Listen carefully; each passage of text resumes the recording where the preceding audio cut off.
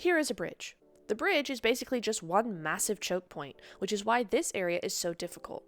In esports, we see a lot of fights go on for ages because these bridges make it hard to attack, harder to defend, and impossible to go to zone. Generally, bridges should be avoided. There are boats, and now gliders, that can help you get across without as much hassle. However, if you do need to use the bridge, this video will show you how to. In the middle of the bridge, there's three main places that will be useful: the piles on the road, the side footbridges, and the rafters. Any angle you want to use on the bridge has to be thought of in terms of height. With the three main positions, you can see this to be the case. The road blockages are ground level. They're the main point of play. The rafters are the highest point, allowing for the longest range and hard to attack positions. The side bridges are the basement of the positions. These allow for quieter rotations, surprise nades, and angles under cars to shoot feet.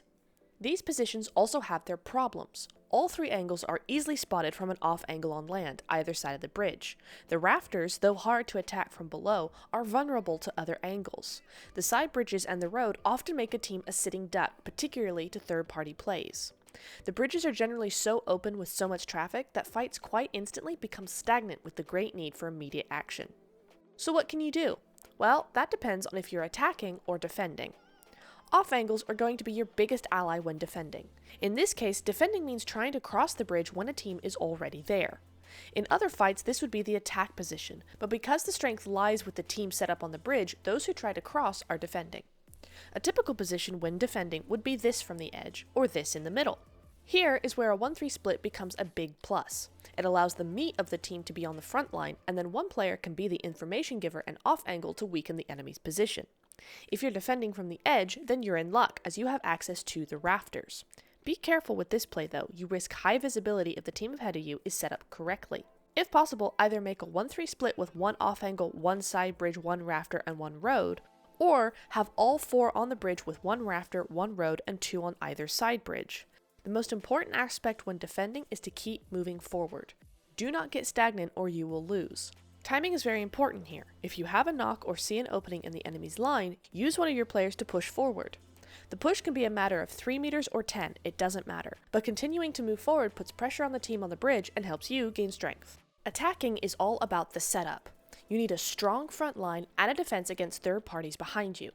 This is where the rafters are a great option, allowing scouting and easy angles ahead, below, and behind. The side bridges allow you to sneak up quickly onto targets, which is especially good for my next point. When attacking, the best way to secure success is to wait until the team has already crossed 40 or 50% of the bridge. This allows you to completely surround the team before opening fire. Putting one player on each side bridge would allow almost complete control immediately. Your remaining two players should be either both on the road, or one on the road and one on the rafters. Good teams will scout the bridge first before completely crossing, or cross in pairs, so learn how to place yourselves and your cars where they can't be seen. It might be useful to even let the first car cross completely. Here, the duo on the rafters or the road should be able to take him out. At the same time, your players on the side bridges should be throwing utilities on the rest of the team to block their passage across and doing immediate damage. The idea is there is nothing wrong until they're back in the lobby. The change should be quick and instant so as to maximize the chaos and damage made. Be aware that this method gets harder to achieve as you move up the ranks of esports. This may work in low-level third-party or cash scrims, but not PMSL or PMGO. If this approach is impossible, then your other option is to hold off teams at the edge. This has you holding the middle of the bridge. Here you need one player on either side bridge, one on the rafters, and one on the road. This maximizes your angles and gives your attack depth with the rafter angle. This is much harder to win, but as with defending, you need to keep moving. Not necessarily forward, as this would just put you at the edge of the bridge in the same position as the team you've just killed. But moving around is best. Hold different angles, move forward to clean up a knock, and then move back. Hold your ground, but be fluid within that area. With these things in mind, let's break down this bridge fight between 4MV and vampires. 4MV are set up like this, with one on the rafters, one on each side bridge, and one on the mainland. Vampires come up and split up on either side bridge. Here, you can see the incredible angles that Doc has by being up at this height.